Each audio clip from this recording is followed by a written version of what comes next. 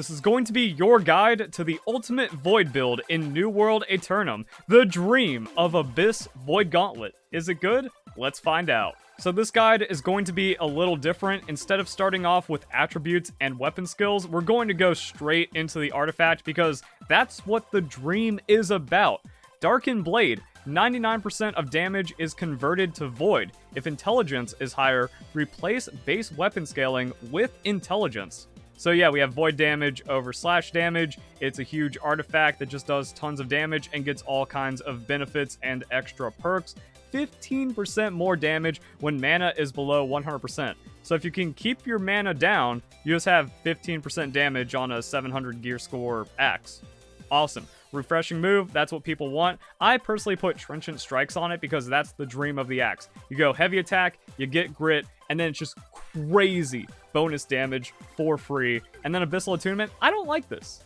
I would rather have something else. Give me Mortal Power. Give me Lifesteal. Don't give me a one-time, 1.5 second cooldown, 14% damage when we're already finding like bonus damage in other sources. Like you just do a big light attack with Enchanted, and that's better than Abyssal Attunement. So they're like trying to go with, oh, this is the Void weapon, but it really falls flat as a weapon, and that's kind of already showing a problem with this build and guide. So I've done multiple guides with the Void Gauntlet, solo Void Gauntlet, other combinations. If you've watched those, I'm sorry, I have to repeat myself. If you haven't, here's how the Void Gauntlet works. Blessed Outgoing Healing applies to you if it's on an ability. Incoming Healing applies to Lifesteal if you find that on an amulet. And then the Void Gauntlet, you can want Refreshing Move, but if you get Mortal Power, that's just 15% in power almost permanently, especially because of the crazy amount of damage you have on this. And then you go Void Blade Enchanted, free damage. Abyssal, that just makes sense as your gem, and then Retaliate is going to be the best DPS gem. And one of the best tips for New World is finding an energy drink to fuel your grind. I choose G Fuel. It's the best energy drink I found for work or gaming. The Focus Complex hits. It gets me locked in and performing at my best. Also, tons of delicious flavors to choose from. You can even pick up a starter kit. And that way you can find out if G Fuel is right for you. Use code VERLISSIFY for 20% off your G Fuel order, especially if this video helped out. It's the best way for showing support for my content, and you get some good stuff in return. Back to the video. Equipment, you want Enchanted Ward, Void Harnessing. You want to get ability perks for your other weapon. So Insatiable Gravity Well is a must if you're running Great Axe. And then if you can find it, like a Void Harnessing or an Enchanted with the Voracious Blade, cool. Then you get life stealing and you don't need to have it on your glove. But here's where things get weird and bad for this build. Fortifying Whirlwind. Whirlwind hits grant Fortify, increasing armor by 10% and slash damage by 8% for 2 seconds with 5 stacks. Fortifying Whirlwind on a regular Great Axe build is huge because you just get in there, you spin around, the Whirlwind just amps damage until you get 5 times 8.4%, which is nutty.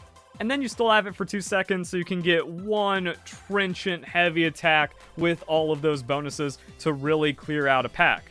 But if you noticed, I emphasized slash damage because we no longer have slash damage, so Fortifying Whirlwind, you can have it, but it only gives you Fortify, and you're losing crazy amounts of damage, and you're not really getting it back with Abyss, because as we go into the rest of this stuff, oh, Intelligence. We're now converting our scaling of the Great Axe to Intelligence, where if we crit, we get 10 mana on critical hit. And the Great Axe tree has a lot of crit, a lot of other ways just kind of pick up some free crit, and then the entire build falls apart. So you get like one 15% boosted hit if you are under mana, and then you crit something and you immediately go back to full mana, and now you don't have any benefit whatsoever. Ability damage is cool, but that also kind of undoes our melee hits that we're going for. Elemental damage, sure. Focus, this is here because it scales with the Void Gauntlet, and the numbers just get messy. This game is take what you can get. So yeah, you want 350 depending on the gear that you have. Constitution makes you tankier, but if you have Blood Drinker, Constitution is a fake stat. Focus is cool because it gives you that incoming healing, and you can see that even though we're gaining damage off of Intelligence, we're also gaining it off of Focus on our Void Gauntlet. And then Strength is completely replaced. on the Great Axe. You just want to get 50. That way you get the 10% heavy attack damage. And I've also kind of pondered on the ability of, okay, even though Constitution is a fake stat, if you push it to 300, basic melee attacks get crit. That works into your Void Gauntlet. None of that. And now I also just have to, like, hard respec this nonsense. So if you're feeling really comfortable on your build and your performance, you can keep pressing this number and it's going to go up. There's a soft cap, so it's not as efficient, but nothing is stopping you from going crazy intelligence if you just want to do that crazy damage, because you don't need 20% max mana and regen rate on your Abyssal Axe. I guess the nice thing is you can be as degenerate as you want with this build, and there's really not going to be any drawbacks. 5% damage at full health. Nah. We're Unga and we're Bunga on this one. Weapon Mastery. Void Gauntlet. Looks a little weird. This is for when you're taking out bosses because, tethering is pretty cool, and it also works. Baleful Tether, Empower, and Weaken cannot be dispelled. It also remains active after weapon swap. So into bosses, yeah, you get like 10 seconds of really cool effects. Same thing for the Essence Rupture, where it's like, oh, hey, look at that. You just get 20% healing off of damage done. But then, since we don't want to have mana, Draining Orb is bad on this build. And maybe Draining Orb is just always completely fraudulent once you hit 200 intelligence. I don't know. Great Axe weapon tree looks like this. Anything that gives us damage and cool effects, except for heavy pull, because we're not running Maelstrom, so like we have to get into Whirlwind somehow. But then Grit to heavy attacks, and then 12% damage reduction while Grit is active. We go into all kinds of crazy stuff on the Whirlwind. Cool thing is each Whirlwind hit procs Mauler's Fury, so that just like stacks you up into 30% damage real quick. Center of Attention, that's going to give you damage, and then you can also get armor when you're just surrounded by people, and then Crowded Well with Insatiable Gravity Well is crazy.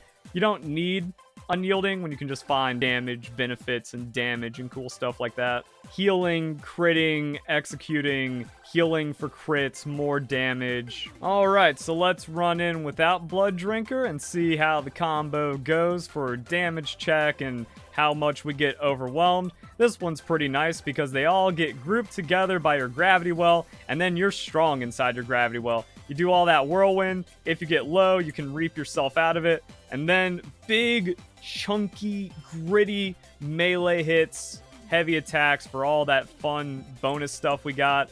Little bit of pain. You might need to drink a potion now and then, especially on the bigger pulls. And then depending on the enemies, like, yeah, some of these guys are a waste of time with their shields and their silver health. But then, like, yo, that Whirlwind actually gets there and does some damage, and then boom, and they're dead. And then with Blood Drinkers, let's go and get that down, and then we just Whirlwind all the way back to full in like one tick. The damage reduction not mattering at all. Oh no, we have cooldowns. Never mind, we have a Void Blade. Let's just drop everything there, and then boom.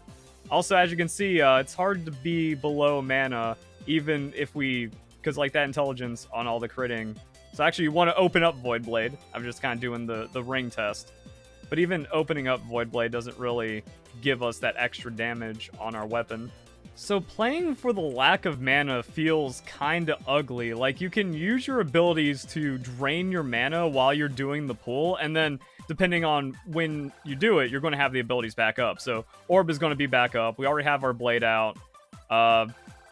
We're still missing just like a little bit of mana, and then like I guess we have to go back, use our Void Blade again. So like, there we go, drop everything, go into Void Blade to not use it, to then get 15% damage out of our axe. But no, it's already back because we crit once. So yeah, the Abyss effect is just kind of dog, and I don't know. You can just swap and then go Void Blade, or put down that and then Orb for sustain, and then your Void Blade comes out, and then you just clear out everything. So Abyss not great. Like, I'm just doing this video so you don't have to on the Dream, because that's like, the promise is there. It says like, yo, you can go Intelligence on a Great Axe if you really like Great Axe, and then you can play that with however you want to play a Void Gauntlet, and they both are meant to work together. Except they don't, because of the intelligence scaling and all the crit benefits you get from the intelligence attributes. And then why would you go into the Great Axe when the reality is Void Blade is somehow just better? when like, oh yeah, the sustain and the pack clearing and the damage beats the Great Axe. That's stupid.